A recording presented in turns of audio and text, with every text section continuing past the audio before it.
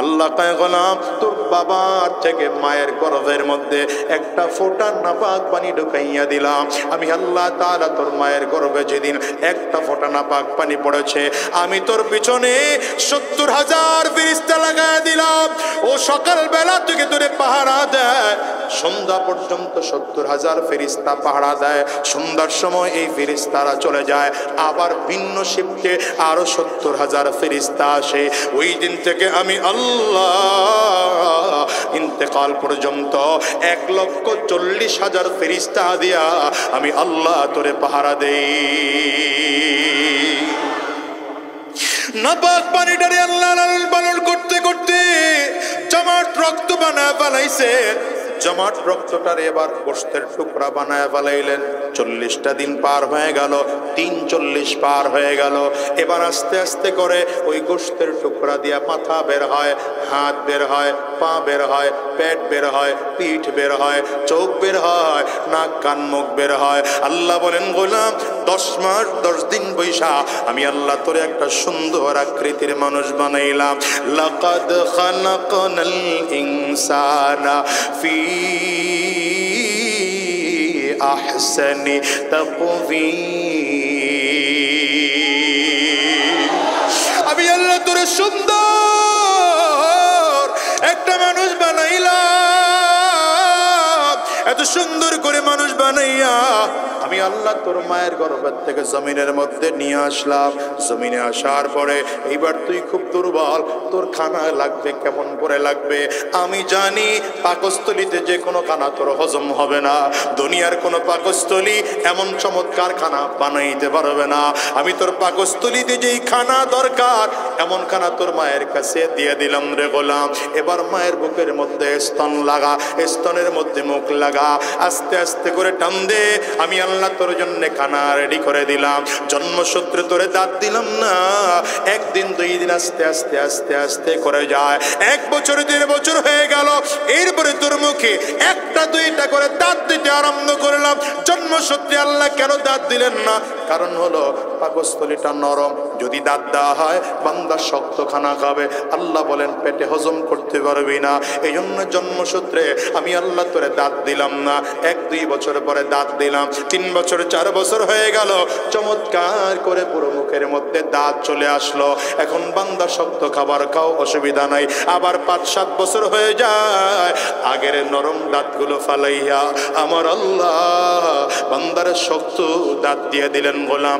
এইবার গরুর হাড্ডি চাবায়া খাও, খাসির হাড্ডি চাবায়া খাও, উটের গোশত চাবায়া খাও। খাও বান্দা, সব তোমার জন্য বানাইলাম।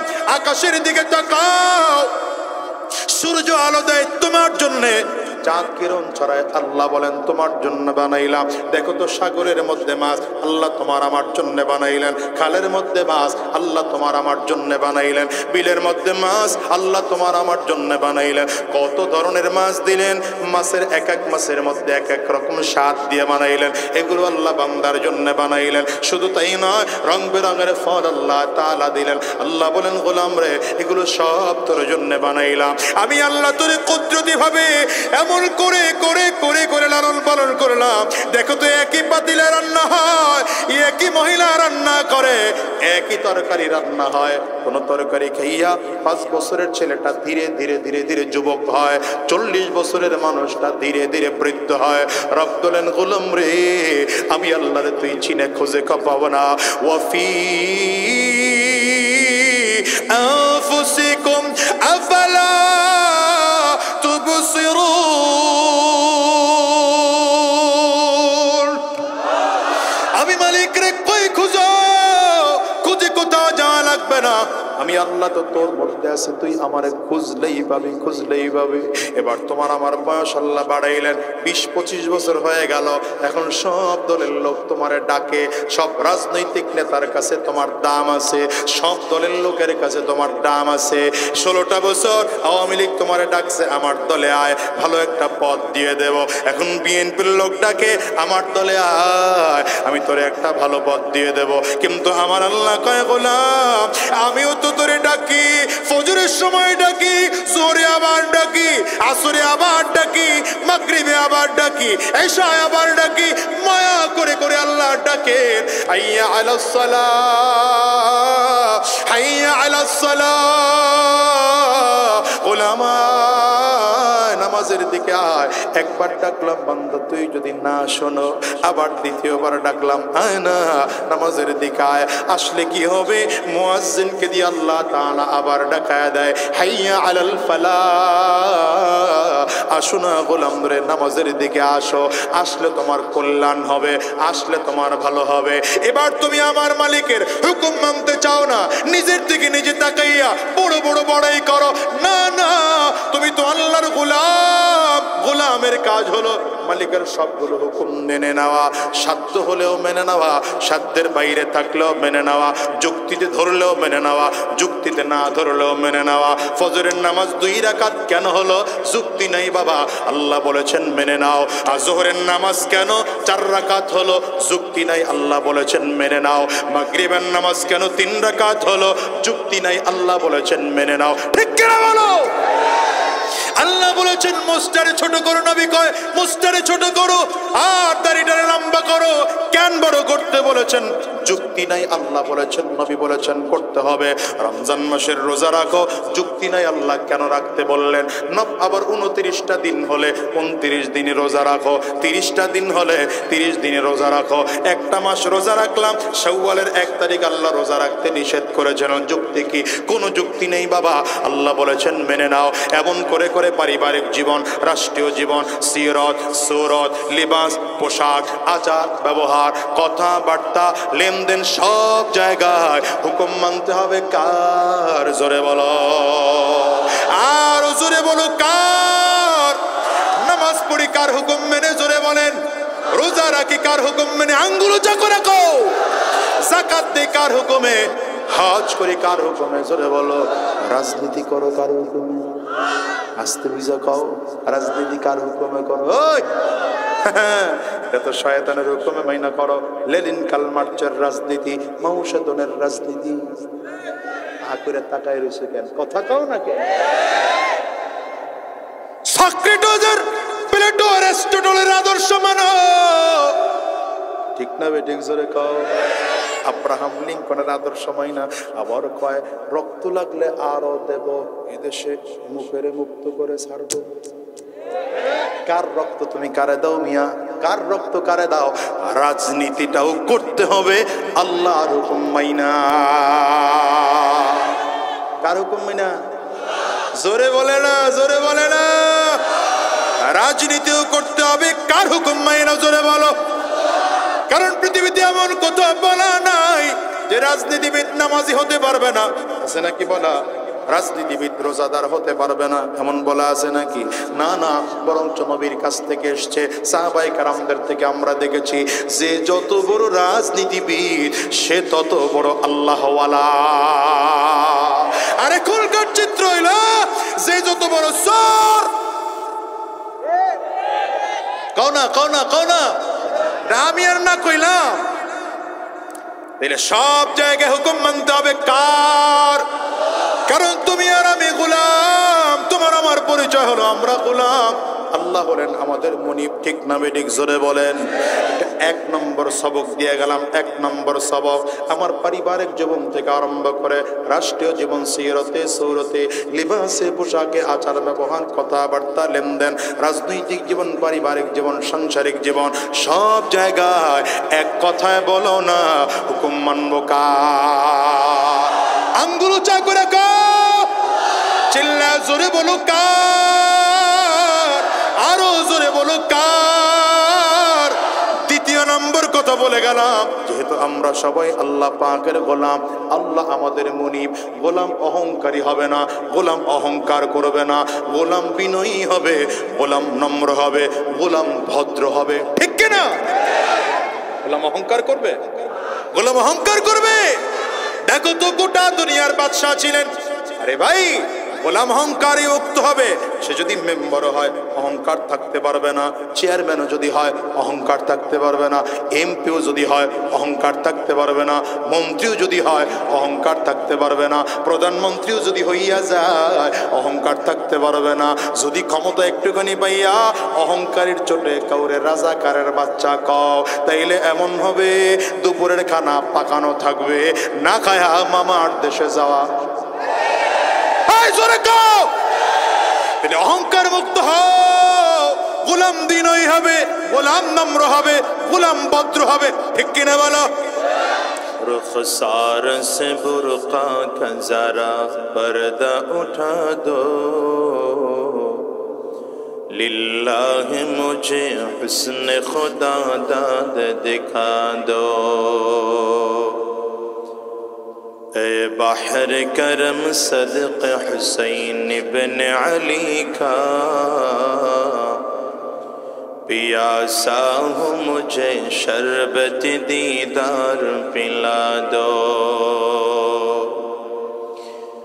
मैं दूर हूँ मजबूर हूँ ऐ सैयद आलम,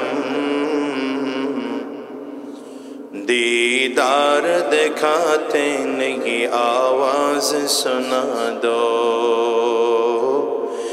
दीदार दिखाते नहीं आवाज सुना दो।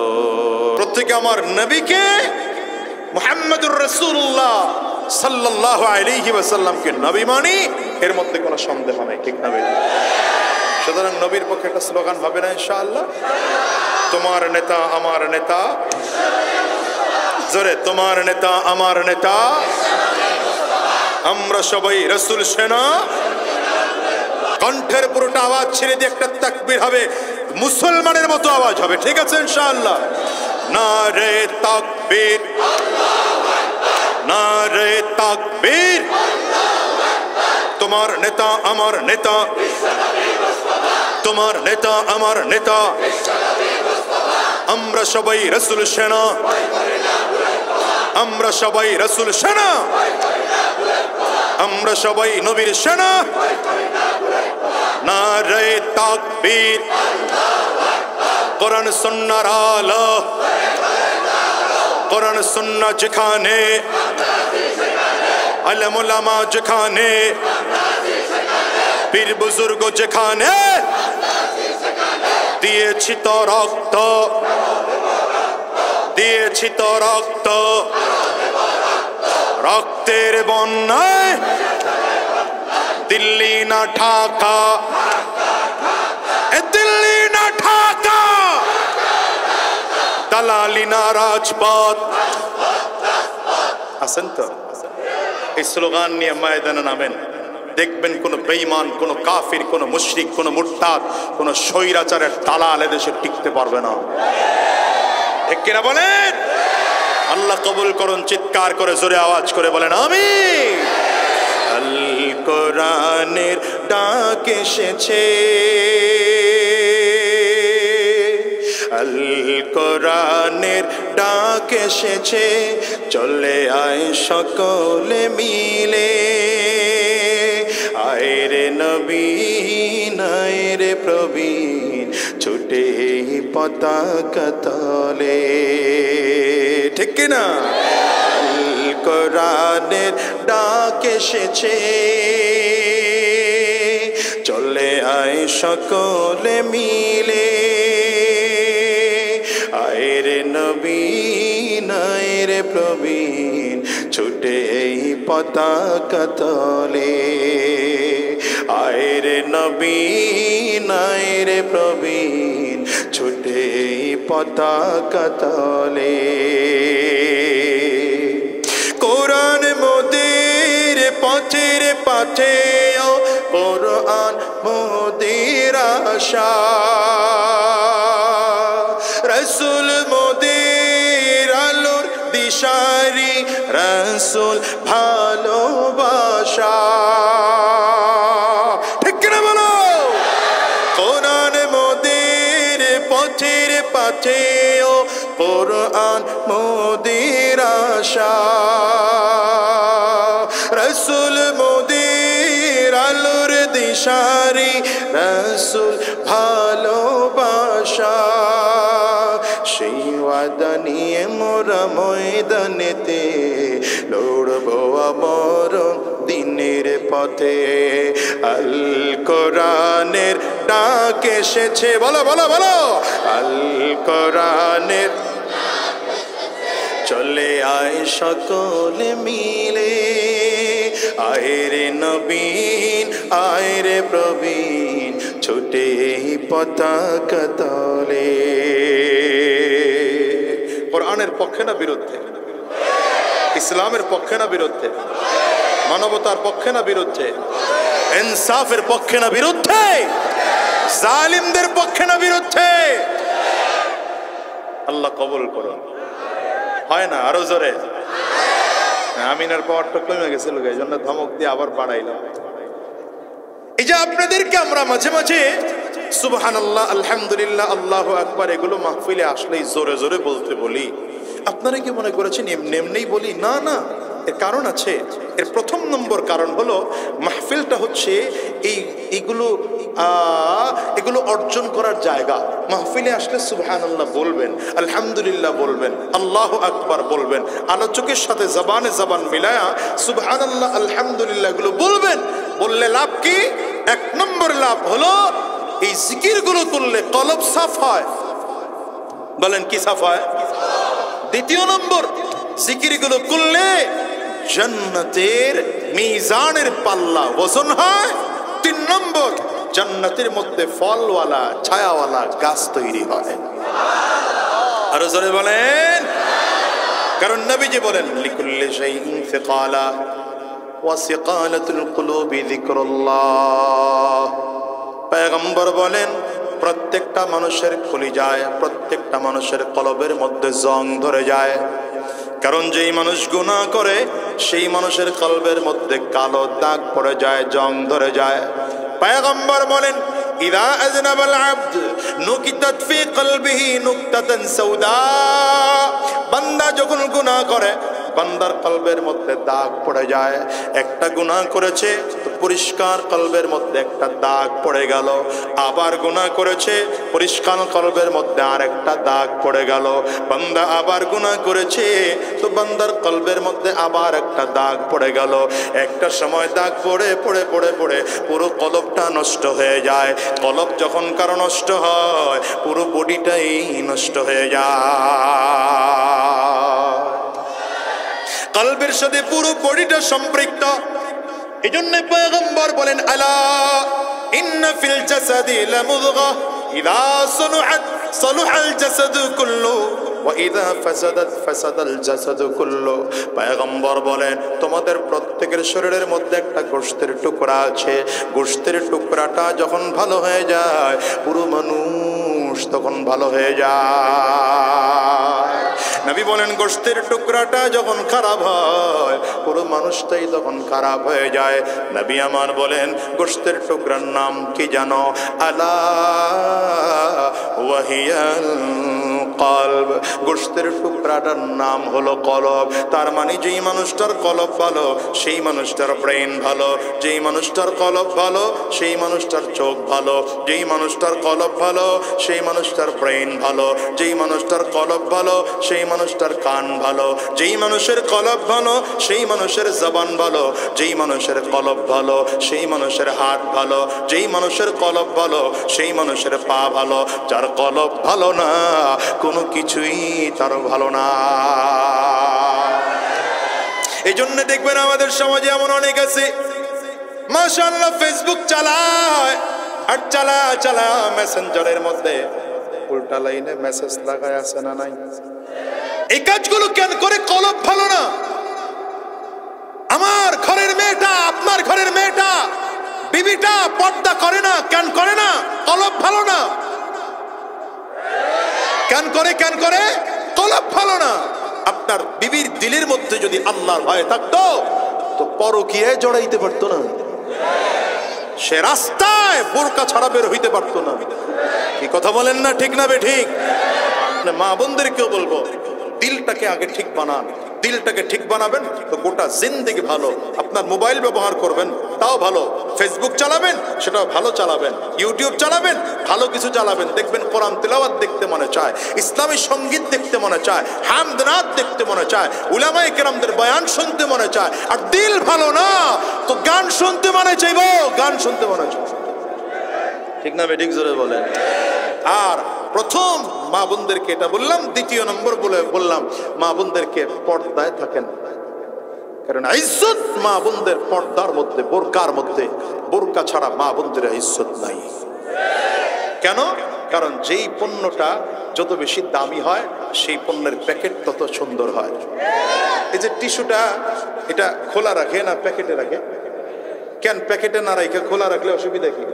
পানি পড়লেই নষ্ট হয়ে যাবে। এটা নরম জিনিস। মা, আপনাকে আল্লাহ নরম করে বানিয়েছেন, সুতরাং আপনাকে বোরকার মধ্যে থাকা এটা আপনার ইজ্জত। পর্দার মধ্যে থাকা কমবে না, বরঞ্চ বাড়বে। সাবধানে থাকিও নারী পর্দার আড়ালে, সাবধানে থাকিও নারী পর্দার আড়ালে। ঠিক না? হাদিসে হারাম লিখে অন্য দেখিলে, হাদিসে হারাম লিখে অন্য দেখিলে, সাবধানে থাকিও নারী পর্দার আড়ালে। জোরে সাবধানে থাকিও নারী পর্দার আড়ালে। শোনো নারী বিনয় করি,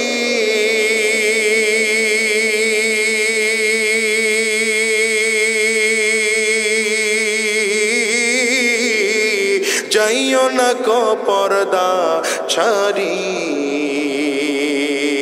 শোনো মাগো বিনয় করি,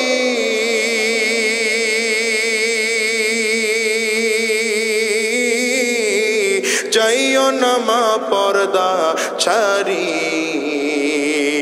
সুপারিশ করবেন না নবী দায়ুস হইলে, সুপারিশ করবেন না নবী দায়ুস হইলে, সাবধানে থাকিও নারী পর্দার আড়ালে। জোরে সাবধানে থাকিও নারী। যেই মানুষটার দিল ভালো সেই মানুষটার গোটা বডিটা ভালো।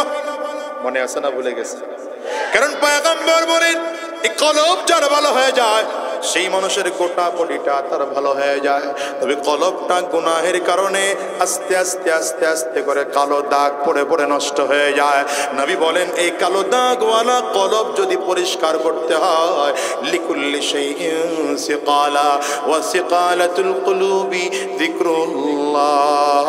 নবী আমার বলেন প্রত্যেকটা জিনিস জং ধরে গেলে যেমন পরিষ্কার করার একটা যন্ত্র আছে, কলবের মধ্যেও যখন ময়লা ধরে যায়, কলবের ময়লা জং পরিষ্কার করার যন্ত্র হলো মাওলাই পাকের জিকির। ঠিক না? দ্বিতীয় নম্বর পয়গম্বর বলেন, এক নম্বর বলছিলাম জিকিরের লাভ, এটা কলব পরিষ্কার হয়। দ্বিতীয় নম্বর জান্নাতের মধ্যে পাল্লা ভারী হয়। কারণ নবী আমার বলেন সুবহানাল্লাহি তামলাউ নিসফুল মিজান ওয়ালহামদুলিল্লাহ তামলাউল মিজান। পয়গম্বর বলেন যদি কেউ সুবহানাল্লাহ বলে তো মিজানের অর্ধেক পাল্লা ভরে যায়, যদি কেউ আলহামদুলিল্লাহ বলে তাইলে মিজানের পুরো পাল্লা ভরে যায়। সেই বুখারীর মধ্যে এসেছে, বুখারীর শেষ হাদিস, নবী বলেন কালিমাতান, দুইটা এমন বাক্য আছে, হাবিবাতান ইলার রহমান, যেই দুইটা বাক্য আমার আল্লাহ পাকের কাছে অনেক বেশি প্রিয়। যদিও আল্লাহ পাকের কাছে প্রিয়, তবে টেনশন করো না, এটা জবানে উচ্চারণ করা বড় সহজ, এটা জবানে উচ্চারণ করা বড় সহজ। খাফিফাতান আলাল লিসান সাকিলাতান ফিল মিজান। যদিও জবানে উচ্চারণ করা সহজ, কিন্তু মিজানের পাল্লা যখন দেওয়া হয় মিজানের পাল্লাটা বড় ভারী হয়ে যাবে। কি বাক্য দুইটা? নবী আমার বলেন সুবহানাল্লাহি ওয়া বিহামদিহি, সুবহানাল্লাহিল আযীম। পড়েন না সুবহানাল্লাহি ওয়া বিহামদিহি, সুবহানাল্লাহিল আযীম। আবার পড়েন সুবহানাল্লাহি ওয়া বিহামদিহি,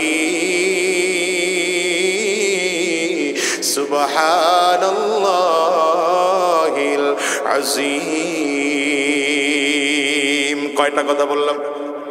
3 নম্বর মিজানের পাল্লা ভারী তো হয়। 3 নম্বর হলো জান্নাতের মধ্যে গাছের চারা রোপণ হয়। কারণ দুনিয়াতে যতবার বেশি সুবহানাল্লাহ বলা হবে, যত আলহামদুলিল্লাহ বলা হবে, যত আল্লাহু আকবার বলা হবে, জান্নাতের মধ্যে তত গাছ তৈরি হবে। কেমনে পাইলাম? বাইহাকির মধ্যে হাদিস এসেছে, রাসূলুল্লাহ সাল্লাল্লাহু আলাইহি ওয়াসাল্লাম বলেন, মেরাজের রজনীতে 7 আসমানের উপরে বাইতুল মামুরের সাথে হেলান দেওয়া পয়গম্বর ইব্রাহিম আলাইহিস সালাতু ওয়াস সালামের সাথে সাক্ষাৎ হলো। পয়গম্বর ইব্রাহিম আলাইহিস সালাতু ওয়াস সালাম বাইতুল মামুরের সাথে হেলান লাগায় বসে আছে। বাইতুল মামুরটা হলো 7 আসমানের উপরে, ইব্রাহিম আলাইহিস সালাতু ওয়াস সালাম বসে আছেন। কিছু বাচ্চারা ময়দানে খেলাধুলা করতেছেন, খেলাধুলার ফাঁকে ফাঁকে পয়গম্বর ইব্রাহিম আলাইহিস সালামের কাছে আসেন। আসলে কোনো বাচ্চাকে মাথার মধ্যে চুমা দিয়ে এদেরকে বিদায় করে দেয়, কারো কপালের মধ্যে চুমা লাগায় দেন, কারো গালের মধ্যে চুমা লাগায় দেন, আবার কোনো বাচ্চাকে পুরো আদরে বুকের সাথে চাপ লাগায় আবার বাচ্চাদেরকে ছেড়ে দেয়। নবী আলাইহিস সালাতু ওয়াস সালাম তাকায় তাকায় দেখেন পয়গম্বর ইব্রাহিম বাচ্চাদেরকে এমন করে আদর করেন। জিবরিল আমিনকে জিজ্ঞাসা করেন, ভাই জিবরাইল, এই বাচ্চারা কারা আর কার কাছে আদর নেওয়ার জন্য আসে? জিবরিল আমিন বলেন, নবী আমার, এই বাচ্চারা হলো দুনিয়ার সেই সকল বাচ্চা যারা দুনিয়ায় থাইকা ছোটবেলায় জমিন থেকে বিদায় হয়ে গিয়েছে। এরা মায়ের আদর পায় না, বাবার আদর এরা পায় নাই।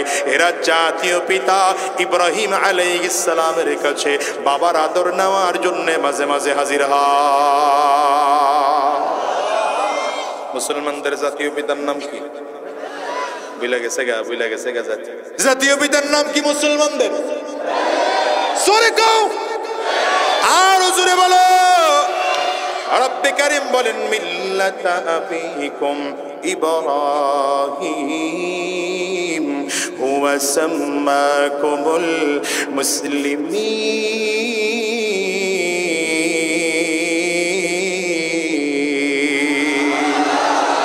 আল্লাহ তাআলা আমাদেরকে পয়গম্বর ইব্রাহিম আলাইহিস সালামের জাতির পিতা বানায় দিয়েছেন। এই জন্য আমরা তার জাতির পিতা মানি। যারে আল্লাহ জাতির পিতা বানায় নাই তারে আমরা জাতির পিতা মানি না।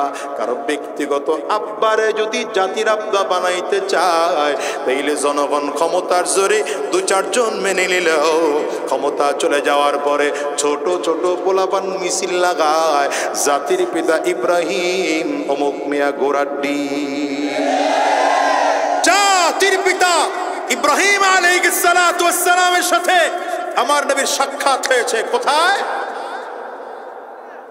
বুঝলা গেছে কার সামনে? কোথায়? 7 আসমানে। কোথায়?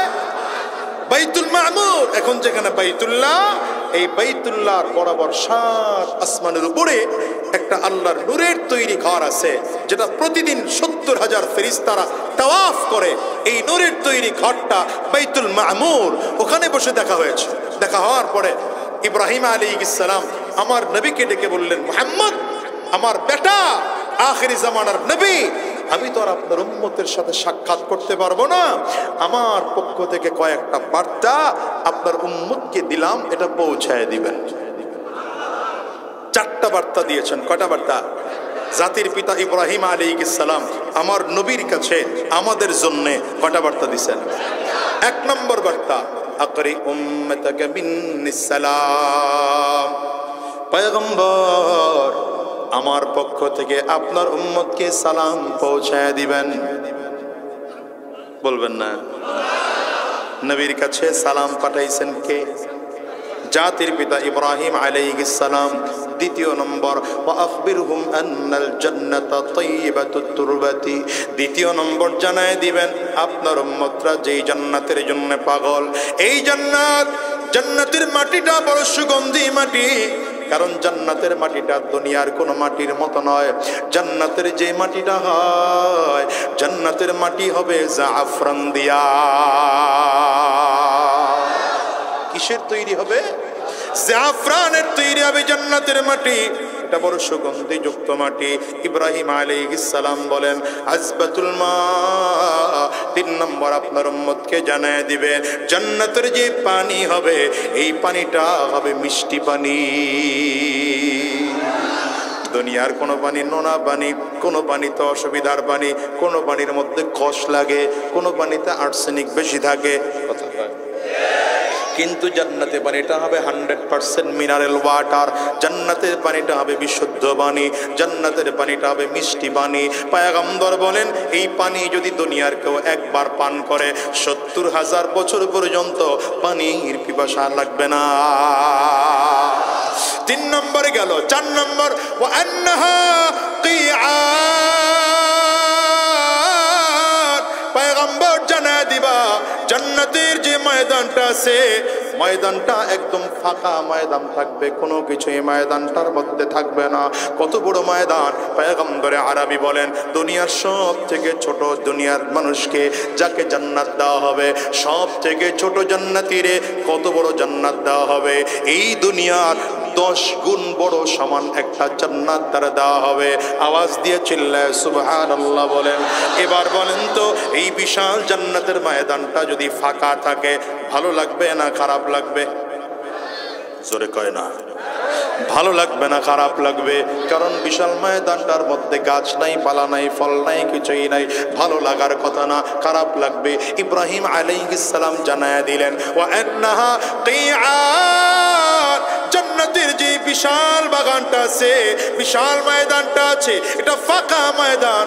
ময়দানটা যদি গাছ লাগাইতে হয়, ময়দানটা যদি ভরতে হয়, ওয়া আন্না গিরাসাহা সুবহানাল্লাহ ওয়ালহামদুলিল্লাহ ওয়ালা ইলাহা ইল্লাল্লাহ ওয়াল্লাহু আকবার। পয়গম্বর বলেন জান্নাতের ফাঁকা ময়দানটার মধ্যে যদি গাছ লাগাইতে হয় তাইলে সুবহানাল্লাহ বলবা, জান্নাতে গাছ তৈরি হয়ে যাবে। আলহামদুলিল্লাহ বলবা, জান্নাতে গাছ তৈরি হয়ে যাবে। লা ইলাহা ইল্লাল্লাহ বলবা, জান্নাতে গাছ তৈরি হয়ে যাবে। আল্লাহু আকবার বলবা, জান্নাতে একটা গাছ তৈরি হয়ে যাবে। বলেন সুবহানাল্লাহ। এক একটা গাছ কেমন হবে? আমগর গাছের মতো? এমন গাছের মতো নয়। জান্নাতি গাছের বডি আর ডালপালাগুলো হবে স্বর্ণের ডালপালা। সুবহানাল্লাহ, আরো জোরে বলবেন। জান্নাতের বডি ডালপালাগুলো হবে স্বর্ণের বডি, স্বর্ণের ডালপালা। জান্নাতি গাছের যে পাতাগুলো হবে এটা সবুজ সবুজ পাতা হবে। জান্নাতি গাছের মধ্যে ফল থাকবে 3 ধরনের। কিছু ফল থাকবে কাঁচা ফল, কিছু ফল থাকবে পাকা ফল, কিছু ফল থাকবে আধা পাকা আধা কাঁচা। রব্বি কারীম বলেন কুল্লামা রুজিকু মিনহা মিন সামারাতির রিজকা রিজকান ক্বালু হাযাল্লাযী রুজিকনা মিন ক্বাবল। সকালবেলা আপেল খাওয়ানো হইল, মনে করেন বিকাল বেলাও যদি আপেল খাওয়ানো হয় তো আল্লাহর কাছে বলবে আল্লাহ সকালবেলা আপেল খাইলাম, মজা স্বাদ কি জানি। আল্লাহ বলেন খাইয়া দেখ, মুখের মধ্যে দিয়ে দেখবে সকালবেলা যখন খাইছিল 70 ধরনের স্বাদ মনে হয়েছে, এখন যখন মুখে দেওয়া হলো 70 ধরনের স্বাদ মনে হলো। আগের স্বাদের সাথে এখনকার স্বাদের কোনো মিল না। এই বিশাল জান্নাতের গাছ কত বড় হবে? পয়গম্বর বলেন বিশাল এই গাছটার মধ্যে এই ছায়া অতিক্রম করার জন্য যদি দ্রুতগামী একটা সাওয়ারে দিয়া গাছের ছায়ার নিচে দিয়া 500 বছর ধরে ছায়ার নিচে দৌড়ানো হয় তো ছায়া অতিক্রম করা সম্ভব হবে না। চিল্লায়া জবান খুলে বলেন না আল্লাহু আকবার। এবার আওয়াজ দিয়ে বলা যাবে না সুবহানাল্লাহ। বললাম তো একটা গাছ হয়ে গেল। পর্দার আড়ালে মা বোন যারা আছে জোরে বলবেন না, আপনারাও আস্তে বলবেন। পুরুষ যারা আছেন আপনারা জোরে বলবেন। বলেন সুবহানাল্লাহ। জান্নাতে একটা গাছ হয়ে গেল। এবার বলেন আলহামদুলিল্লাহ। জান্নাতে আর একটা গাছ হয়ে গেল। বলেন না আল্লাহু আকবার। জান্নাতে আর একটা গাছ হয়ে গেল। এবার বলেন না লা ইলাহা ইল্লাল্লাহ। জোরে আরো জোরে লা ইলাহা ইল্লাল্লাহ। আমি আমার পর্দার আড়ালের মা বোনদেরকে বলবো, মা বোন গো, ছোট্ট একটা আমল আপনাদেরকে শিখিয়ে দিয়ে যায়। ভাত যখন রান্না করতে যাবেন, খানা যখন রান্না করতে যাবেন, বিগত দিনে যখন খানা রান্না করেছেন, জিকির করা অবস্থায় কখনোই খানা রান্না করেন নাই, ওযু অবস্থায় কখনোই খানা রান্না করেন নাই। আজকের ময়দান থেকে আপনাদেরকে শিখিয়ে দিলাম, আগামীকাল থেকে যখন খানা রান্না করবেন আগে ওযু করে নেবেন, এরপরে জিকির অবস্থায় খানা রান্না করতে থাকবেন। বটি লইয়া তরকারি কাটতেছেন, জবানে জিকির চালু রাখবেন। এবার তরকারিগুলো কড়াইয়ের মধ্যে দিলেন, চামচ দিয়া নাড়তেছেন, জবানে জিকির চালু রাখবেন। খানাগুলো বাড়া হয়ে গেল, এবার ভাতের মার গালতেছেন, জবানে মাওলা পাকের নামের জিকির চালু রাখেন। আমার মা বোনদেরকে বলবো, মা এইভাবে করে করে আপনার স্বামীকে, সন্তানকে খানা বেড়ে বেড়ে দিচ্ছে, জবানে মাওলা পাকের নামের জিকির চালু রাখেন। এমন করে করে যদি আপনি আগামী কালকের থেকে খানা পাকাইতে পারেন, আল্লাহর কসম করে বলে গেলাম, আপনার খানা খাইয়া আপনার স্বামী, আপনার সন্তান দিনদার আল্লাহওয়ালা হওয়ার সম্ভাবনা আছে। এখন আপনি যদি গান শুনতে শুনতে খানা পাকান, তাইলে আপনার মেয়েটাই তো ডিস্কো হইব। আস্তে গেল গান, আস্তে গেল গান, ঠিক কিনা বলো? দোকানদার যতগুলো ভাই আছো শুনে যাও, দোকান খুলেছ, ক্যাশ বাক্স খুলেছ, হাতে হাতের কাজ করতে থাকো, পায়ে পায়ের কাজ করতে থাকো, জবানে আমার মালিকের নামের জিকির চালু রাখো, আমার মালিকের নামের জিকির চালু রাখো। এমন করে করে যদি করতে পারো, 24টা ঘন্টা জবানে জিকির চালু থাকবে, তখন তুমি ঘুমাইবা, ফেরেশতারা লিখবে বান্দা জিকির করতেছে। ওই হুজুরে কই যায়? ওই হুজুরে এমনি মুসরা মুসরি করলে হইব, মাঝখানে বইয়া একদম চোখের সামনে রইল কাম। এটা কোনো একজন বুদ্ধিমান মানুষ মেয়ে আপনি? জিকির একটা চমৎকার একটা আমল, যখনই পাইবো তো জিকির করব, ঠিক কিনা? আওয়াজ করে জোরে বলো। হাতে হাতের কাজ করতে থাকবে, জবানে জবানে জিকির চালু থাকবে, পায়ে পায়ের কাজ করতে থাকবে, জবানে জিকির চালু থাকবে, ঠিক না বেঠিক? জোরে খাও, হাতে করবে হাতের কাম। জোরে হয় না, আপনাদের আওয়াজই বাড়াইতে পারলাম না, 2 দিন মাহফিলে শেষ হয়ে গেল গা। হাতে করবে হাতের কাম, জোরে। হাতে পায়ে করবে পায়ের কাম, হাতে করবে হাতের কাম, পায়ে করবে পায়ের কাম। জবান তুমি চালু রাখো, জবান তুমি চালু রাখো, আমার মালিক আল্লাহর নাম লা ইলাহা ইল্লাল্লাহ, লা ইলাহা ইল্লাল্লাহ, লা ইলাহা ইল্লাল্লাহ। পয়গম্বর বলেন, জাদ্দিদু ঈমানাকুম, এই উম্মতেরা তোমাদের ঈমানকে বারবার করে নবায়ন করো। সাহাবায়ে কেরাম বলেন, কেমন করে আমরা ঈমানকে নবায়ন করব? কাইফা নুজাদ্দিদু ঈমানানা, কেমন করে আমরা ঈমানটাকে নবায়ন করব? নবী বলেন, বিকাসরাতি লা ইলাহা ইল্লাল্লাহ, লা ইলাহা ইল্লাল্লাহ। বেশি বেশি করে এই জিকির করো, দুনিয়ার তালে পড়ে যাইবা, দুনিয়ার মুসিবতে পড়ে যাইবা, দুনিয়া তোমাদেরকে ধোঁকা দিবে, শয়তান কলিজায় ধোঁকা দিবে, বারবার করে গুনাহ করতে মনে যাবে। কিন্তু যদি এই নামের জিকির করতে পারো, তাইলে দিলের মধ্যে আমার মালিকের নাম আবার ঢুকে যাবে। বেশি বেশি জিকির করবা, তাইলে কলব জিন্দা হয়, মিজানের পাল্লা ভারী হয়, জান্নাতের মধ্যে গাছ তৈরি হয়। 4 নম্বর হলো জিকিরের মাধ্যমে স্মরণ করায় দেয়, আমি গোলাম, তিনি আমার আল্লাহ। কথা কয় না, এটা হলো আমার আজকে আলোচনার মূল কথা।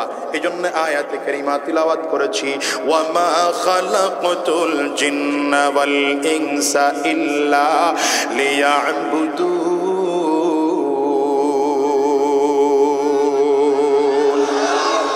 আল্লাহ আমাদেরকে বানাইছেন তার গোলামের জন্য।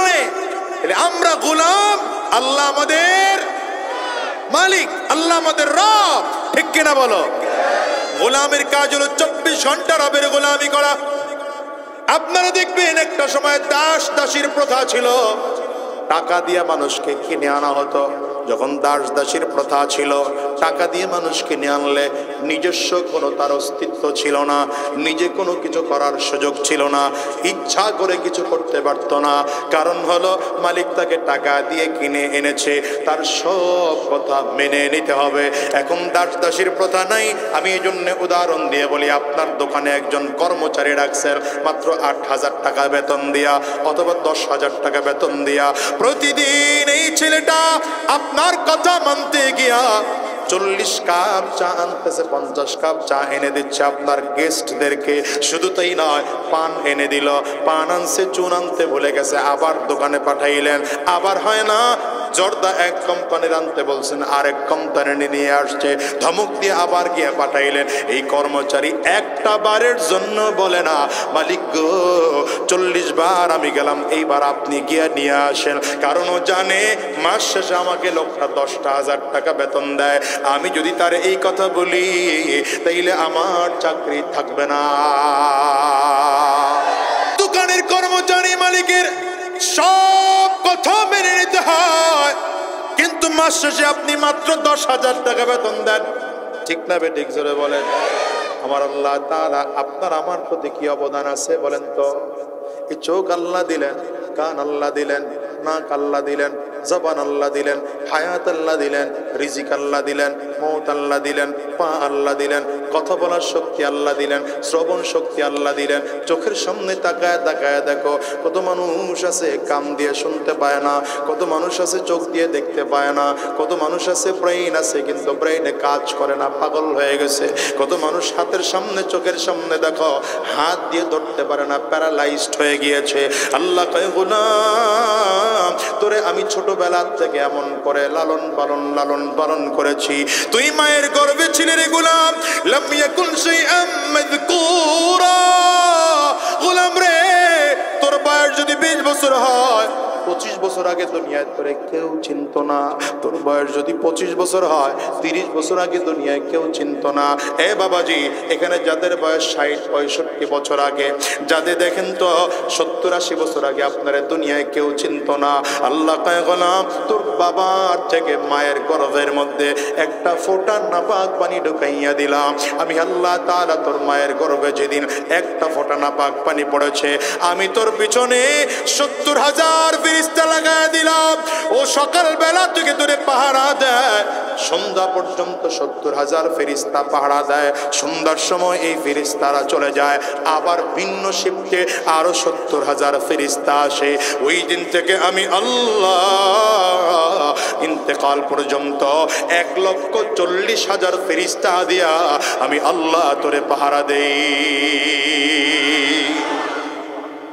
নাপাক পানিটারে আল্লাহ লালন পালন করতে করতে জমাট রক্ত বানায় ফেলাইছে। জমাট রক্তটারে এবার গোশতের টুকরা বানায় ফেলাইলেন। 40টা দিন পার হয়ে গেল, 340 পার হয়ে গেল। এবার আস্তে আস্তে করে ওই গোশতের টুকরা দিয়া মাথা বের হয়, হাত বের হয়, পা বের হয়, পেট বের হয়, পিঠ বের হয়, চোখ বের হয়, নাক কান মুখ বের হয়। আল্লাহ বলেন, গোলাম 10 মাস 10 দিন বৈশা আমি আল্লাহ তোরে একটা সুন্দর আকৃতির মানুষ বানাইলাম। লাকাদ খালাকনাল ইনসানা ফি আহসানি তাকওয়িম। আমি আল্লাহ তোরে সুন্দর একটা মানুষ বানাইলাম। এত সুন্দর করে মানুষ বানাইয়া আমি আল্লাহ তোর মায়ের গর্ভের থেকে জমিনের মধ্যে নিয়ে আসলাম। জমিনে আসার পরে এইবার তুই খুব দুর্বল, তোর খানা লাগবে কেমন করে লাগবে আমি জানি। পাকস্থলিতে যে কোনো খানা তোর হজম হবে না, দুনিয়ার কোনো পাকস্থলী এমন চমৎকার খানা বানাইতে পারবে না। আমি তোর পাকস্থলিতে যেই খানা দরকার এমন খানা তোর মায়ের কাছে দিয়ে দিলাম রে গোলাম। এবার মায়ের বুকের মধ্যে স্তন লাগা, স্তনের মধ্যে মুখ লাগা, আস্তে আস্তে করে টান দে। আমি আল্লাহ তোর জন্য খানা রেডি করে দিলাম। জন্মসূত্রে তোরে দাঁত দিলাম না, 1 দিন 2 দিন আস্তে আস্তে আস্তে আস্তে করে যায়। 1 বছর 1.5 বছর হয়ে গেল, এরপরে তোর মুখে 1টা 2টা করে দাঁত দিতে আরম্ভ করলাম। জন্মসূত্রে আল্লাহ কেন দাঁত দিলেন না? কারণ হলো পাকস্থলীটা নরম, যদি দাঁত দেওয়া হয় বান্দা শক্ত খানা খাবে।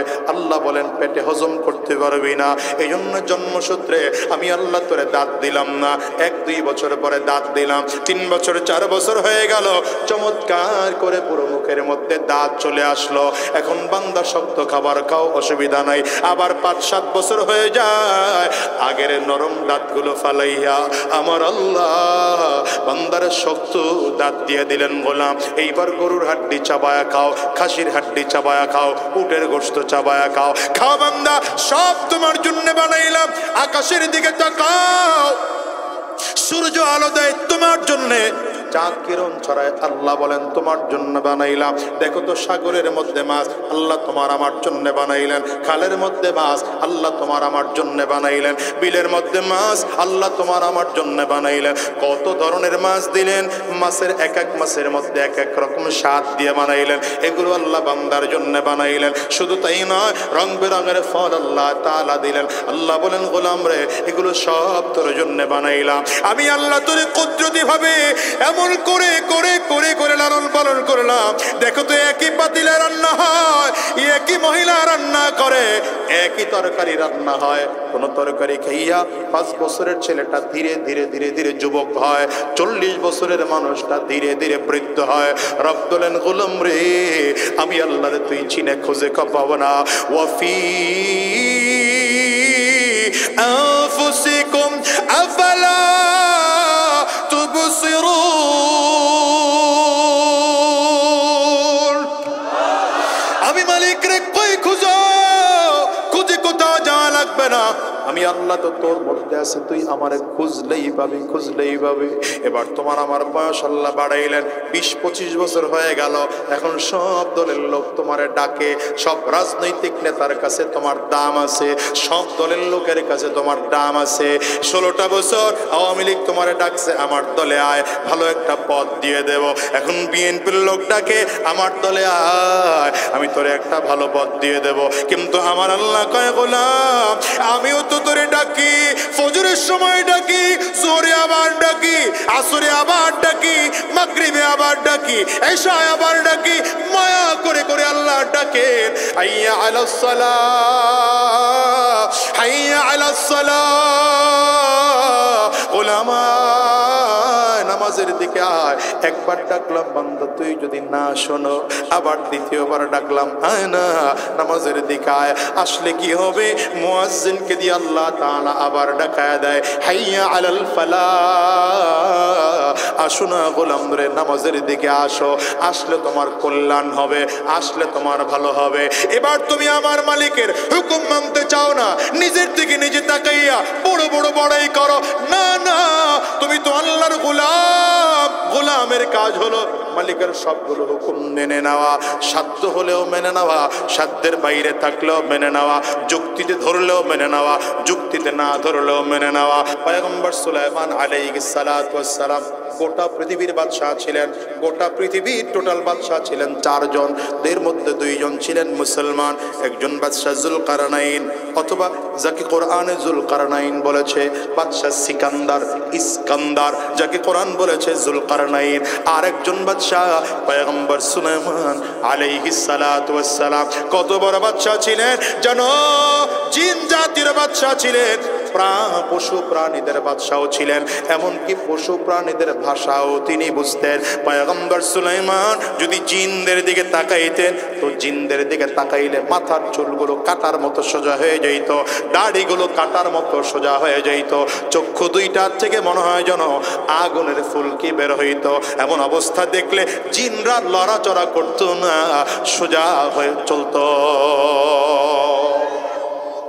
পয়গম্বর সুলাইমান আলাইহিস সালাম কত বড় বাদশাহ জানো? তাফসীর ইবনে কাসীরের মধ্যে লেখা হয়, তার যে সিংহাসনটা ছিল 6 মাইল লম্বা, 6 মাইল প্রস্থ। আগামী বছর মাহফিল হইলে এরপরে সুবহানাল্লাহ বললেন আর কি, আজকে থাক করে খালি তাকায় রইছে। সুবহানাল্লাহ কোন জায়গায় লাগাইতে হয় যাতে তাও বোঝে না। কয় মাইল লম্বা, কয় মাইল প্রস্থ? আমাদের সংসদটা কয় মাইল?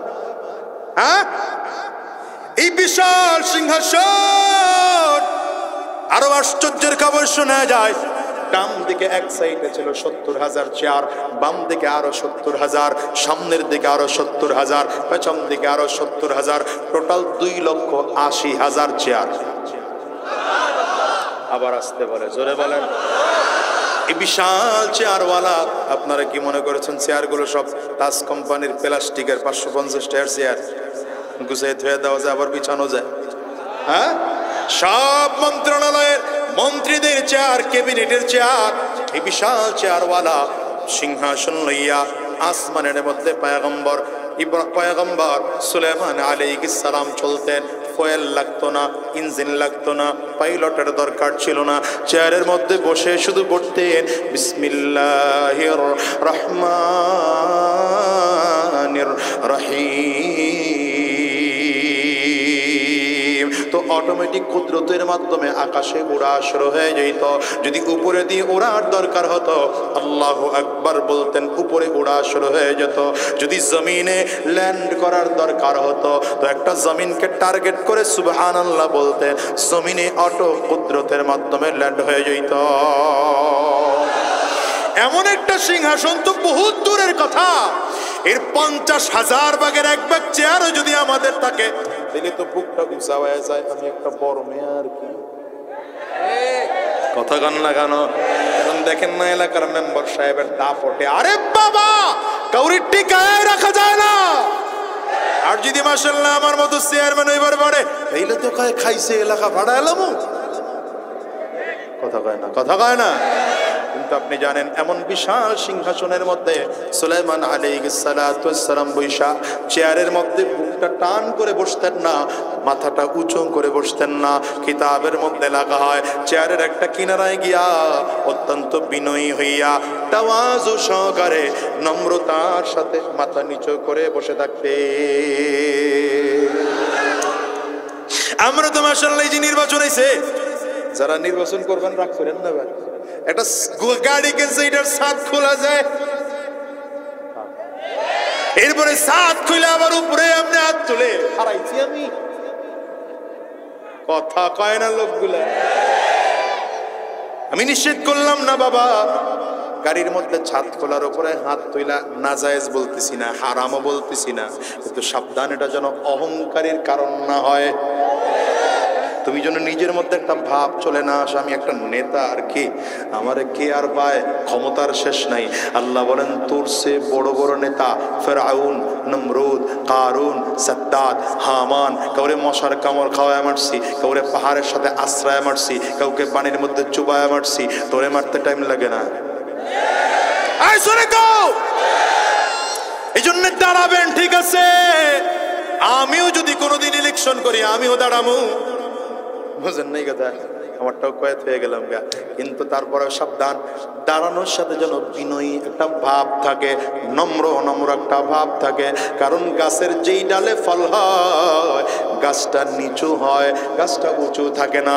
আল্লাহ যদি তোমার ক্ষমতা দেয়, তাইলে অহংকারী হইও না, বিনয়ী কি হইতে বলছি? পয়গম্বর সুলাইমান আলাইহিস সালাম বিশাল চেয়ারের মধ্যে বসে মাথা নিচু করে রেখেছেন। মন্ত্রণালয়ের মন্ত্রীরা এসে বলে, বাদশাহ আপনি মাথা উঁচু করে কেন দাঁড়ান না, বুকটা টান করে কেন দাঁড়ান না? আপনি চেয়ারের মধ্যে যখন বসে মাথা নিচু করে কেন এত বিনয়ী হয়ে বসেন?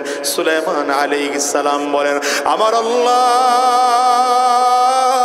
গোটা পৃথিবীর রাজত্ব আমারে দান করেছে, তবে এই বিনয়ী আর নম্রতা আমাকে একটা পিপীলিকা শিক্ষা দিয়েছে।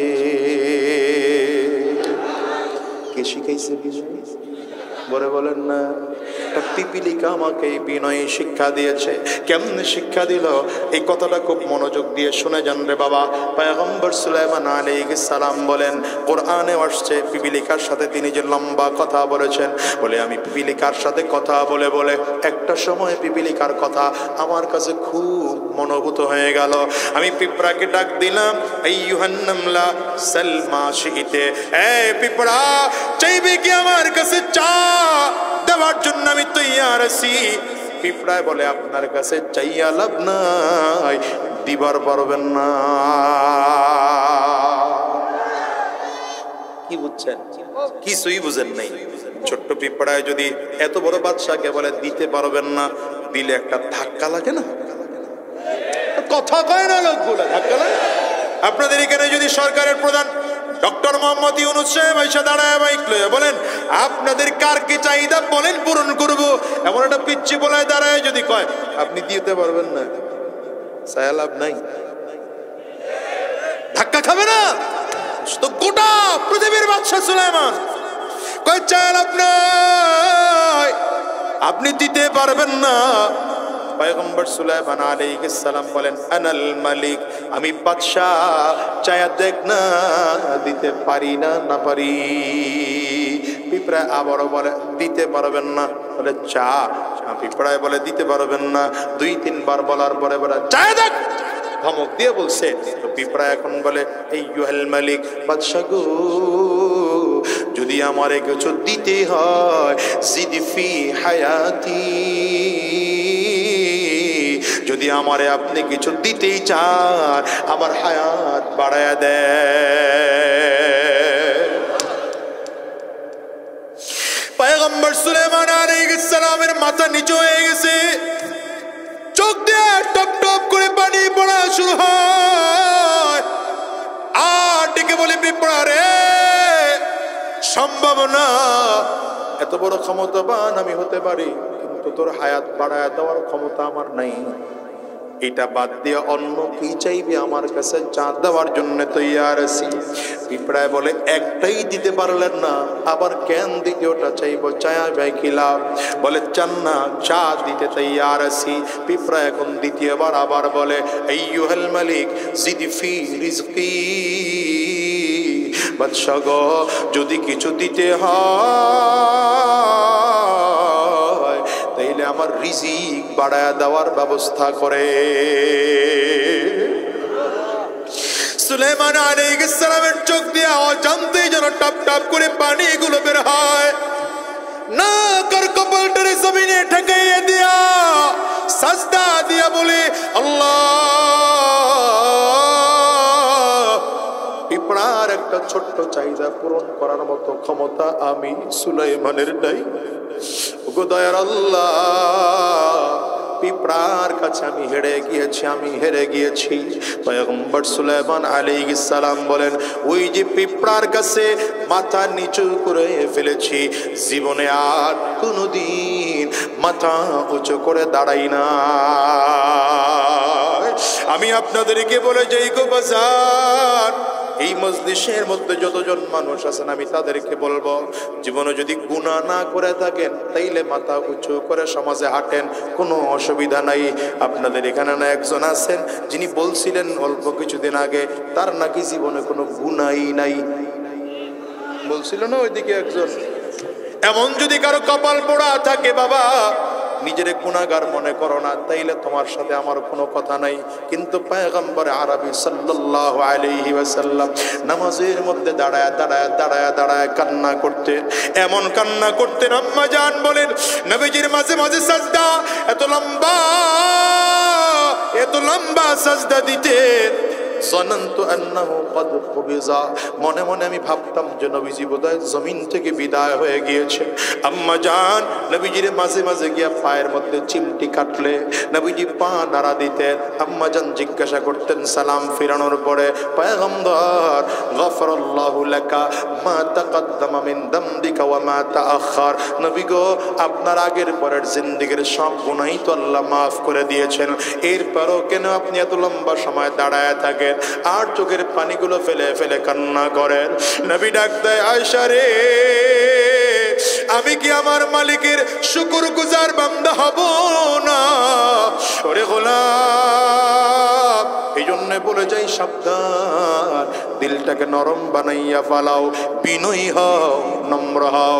মাঝে মাঝে রাস্তা দিয়ে হাঁটবা, চোখের পানি ফালায় ফালায় কান্না করো, কারণ নবীজির সাহাবীরাও চোখের পানি ফেলে কান্না করেছেন। হযরত ওমর কাঁদতে কাঁদতে গালের মধ্যে কালো দাগ পড়ায় ফেলছে। লোকজন এসে ডাক দেয় আমিরুল মুমিনিন, গালের মধ্যে আপনার কালো দাগ দেখতে ভালো দেখা যায় না, ঔষধ লাগান, গালের কালো দাগটা ভালো হয়ে যাবে।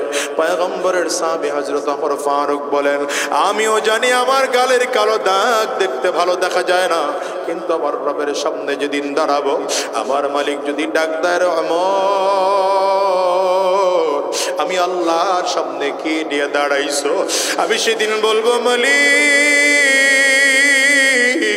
আর কিছুই তোমার দরবারে নিয়ে দাঁড়াইতে পারে নাই, একমাত্র তোমার ভয়ে, তোমার জাহান্নামের ভয়ে কাঁদতে কাঁদতে গালের মধ্যে কালো দাগ পড়ায় নিয়ে আসছি।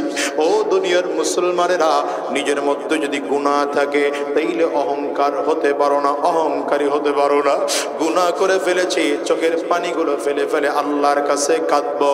রাতের শেষ ভাগে উঠা তাহাজ্জুদ নামাজের মধ্যে দাঁড়াইয়া 2 রাকাত নামাজ শেষ করে যায় নামাজে বসে যাও, ইস্তেগফার পড়ো, আর হাত বাড়াইয়া আল্লাহকে জোরে ডাক দিবা, আল্লাহ আমার চেয়ে বড় গুনাহগার এই জমিনের মধ্যে আর কেউ নেই, আমার চেয়ে নিমক হারাম এই জমিনে আর কেউ নেই, আমার চেয়ে বদমাশ এই জমিনে কেউ নাই, আমার চেয়ে খারাপ মানুষ এই জমিনে কেউ নাই। সাহাবীরা যদি কাঁদতে পারেন, তুমি কেন কাঁদতে পারবো না বলো? এই জন্য বলি বাজান, দিলটাকে নরম করে দিবা, মালিকের গোলামি করবা, আল্লাহর গোলামি ছাড়া দ্বিতীয় কোনো কাজ তোমার আমার থাকতে পারে না। দ্বিতীয় নম্বর কথা যেটা বললাম, বিনয়ী হও, নম্র হও, ভদ্র হও, অহংকার কইরো না, তাওয়াজু ওয়ালা হও। বিনয় যদি হইতে পারো, আমার আল্লাহ পাকের রহমত তোমার কলিজা পর্যন্ত আইসা পৌঁছাবে। অহংকারী হইও না বাবা, নিজেরে কেমন মনে করো। আব্দুল কাদের জিলানী রাহমাতুল্লাহি আলাইহি বলেন, কিয়ামতের ময়দানে মাফ পাওয়ার আগে নিজের নিজে একটা কুকুরের চেয়ে ভালো মনে করো না, কারণ কুকুরটায় মরে যাবে, ওর কোনো হিসাব নিকাশ নাই, মরবে তো মাটি হয়ে যাবে। গরুটায় মারা যাবে, ওর হিসাব নিকাশ নাই, মরে যাবে তো না। এ বাজার রবের সামনে দাঁড়াইতে হবে কি হবে না বলো? তোমার আমার প্রত্যেকটা আমলের হিসাব আল্লাহর সামনে দাঁড়ায় দেওয়া লাগবে। সাবধান, গুনাহ নিয়ে যদি কবরে যাও, কবর কিন্তু বড় ভয়ঙ্কর। কবর বারবার করে ডাক দেয়, আনা বাইতুজ জুলমা, আনা বাইতুল ওয়াহদা, আনা বাইতুত তুরাব। কবর বলে আমি বড় একাকীর ঘর, আমি বড় অন্ধকার ঘর, আমার কাছে সাথী নাই, বাতি নাই, দুনিয়ার কোনো কিছুই নাই। কবর বলে আমি শুধু চিনি আমল। ভালো আমল যদি করে আসতে পারো, ভালো আচরণ করব, আর যদি ভালো আমল করে আসতে না পারো, কপাল পোড়ার দল। আমি কবর দুই দিকের মাটিগুলো একত্রিত হইয়া গুনাহগারের লাশটারে এত জোরে চাপ মারবো, এক পজরের হাড্ডি কিন্তু আরেকটা পাজরায় নিয়ে পৌঁছে দেব। বাজান রে বলো, কয়দিন এই দুনিয়ায় থাকবা? আজ আসি, আগামীকাল দুনিয়ায় থাকবো এমন কোনো গ্যারান্টি নাই, বরঞ্চ দুনিয়া আসার সিরিয়াল আছে বাবা, যাওয়ার কিন্তু কোনো সিরিয়াল নেই। এই মজলিসে এমন মানুষ পাওয়া যাবে যাদের মা জমিন থেকে বিদায়, এমন মানুষ খুঁজতে পাওয়া যাবে যাদের বাবা জমিন থেকে বিদায়। আছে না নাই? জোরে একটু চিল্লায় বলো। কার কার ঘরে মা না? একটু হাতটা উঁচা করে দেখাও না বাবা। কার কার ঘরে বাবা না? হাতটা একটু উঁচা করে দেখাও না। হাতগুলো তুলে রাখো। মা যারা হারাইছো, বাবা যারা হারাইছো, হাতগুলো তুলে রাখো। আমার যুবকরা তাকায় তাকায় দেখো, মা হারা মানুষগুলোর চোখ দিয়ে কেমন করে পানিগুলো বের হয়, বাবা হারা মানুষগুলোর চোখ দিয়ে কেমন করে পানি বের হয়। রে কলেজের টুকুরা যুবক, আজকের ময়দানটার মোনাজাত হয়ে গেলে বাসায় যাইবা, দরজার মধ্যে টোকা লাগাইবা, মা তোমার দরজা খুলবে। কিন্তু এই মানুষগুলো হাত তুলেছে, এদের কারো মা দরজা খুলবে না, বাবাও দরজা খুলবে না। কেমন করে বুঝাবো রে ভাই?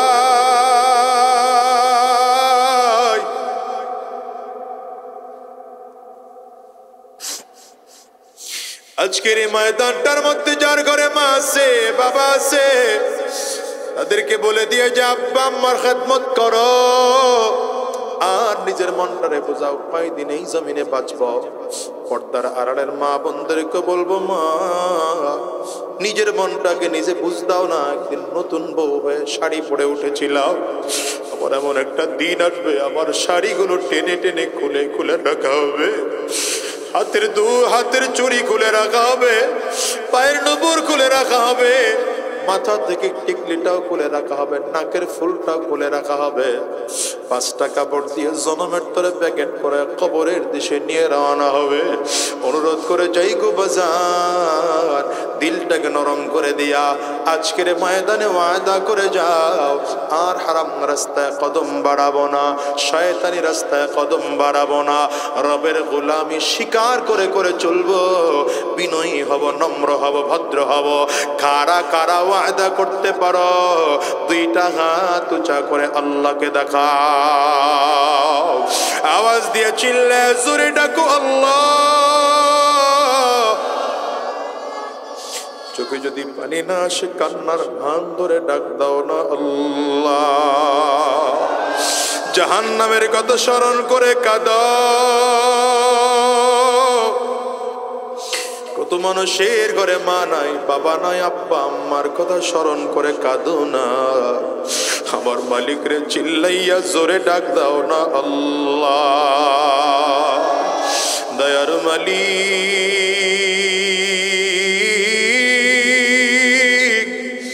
সব মানুষগুলো মিলে আমরা হাত উঁচু করলাম, ওয়াদা করলাম হারাম রাস্তায় চলবো না, শয়তানি রাস্তায় চলবো না, গুনাহের পথে চলবো না। আল্লাহ তুমি কবুল করে নাও, কবুল করে নাও, কবুল করে নাও।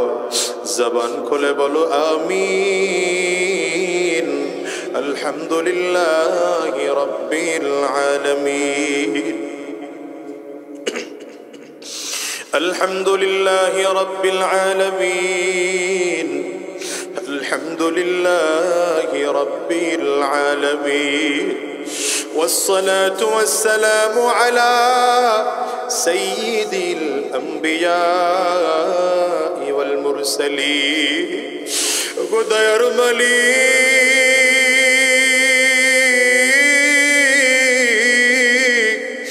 أي الله তোমার গোলামদের দিকে কুদরতি নজর দিয়ে একটু তাকাও। তোমার গোলামদের চোখে পানি, কারো চোখ দিয়ে গাল বেয়ে বেয়ে পানিগুলো পড়ে। আল্লাহ পর্দার আড়ালে তোমার বান্দিরা হাত তুলেছে, কার হাত তোমার দরবারে পছন্দ হয় জানি না। যার হাতখানা তোমার দরবারে পছন্দ হয় ওই হাতের ওসিলা করে জিন্দেগির গুনাহগুলো মাফ করে দাও। আয় আল্লাহ আজকের মাহফিলকে কবুল করে নাও, আজকের মাহফিলকেও তুমি কবুল করে নাও। এখানে কত মুরব্বী বাজানরা হাত তুলেছে, আল্লাহ কত যুবক কলিজার টুকরা হাত তুলেছে, মাসুম কত বাচ্চারাও হাত তুলেছেন। আল্লাহ পর্দার আড়ালে কত মা বোনরাও হাত তুলেছে। আয় আল্লাহ আমাদের জিন্দেগির গুনাহগুলো মাফ করে দাও। জীবনে যত গুনাহ করেছি জেনে না জেনে, বুঝে না বুঝে, ইচ্ছায় অনিচ্ছায়, গোপনে প্রকাশ্যে, দিনে রাতে, সব গুনাহ থেকে মাফ চাই। মেহেরবানি করে জিন্দেগির গুনাহগুলো মাফ করে দাও। আয় আল্লাহ আজকের মাহফিলকে কবুল করে নাও। 2 দিন ব্যাপী আয়োজন করতে গিয়ে যারা টাকা পয়সা মেধা শ্রম দিয়ে বুদ্ধি দিয়ে সহযোগিতা করলেন, বিশেষ করে প্রশাসনের ভাইয়েরা, জনপ্রতিনিধিরা, মাইক লাইট স্টেজ প্যান্ডেলের দায়িত্ব যারা পালন করেছেন, প্রত্যেককে তুমি কবুল আর মঞ্জুর করে নাও। আয় আল্লাহ আজকের মাহফিলখানা এলাকাবাসীর জন্য হিদায়াতের জারিয়া বানায় দাও। আজকের মাহফিলখানা এলাকাবাসীর জন্য নাজাতের ওসিলা বানায় দাও। মাওলা কারীম আজকে আমাদেরকে তুমি কবুল করে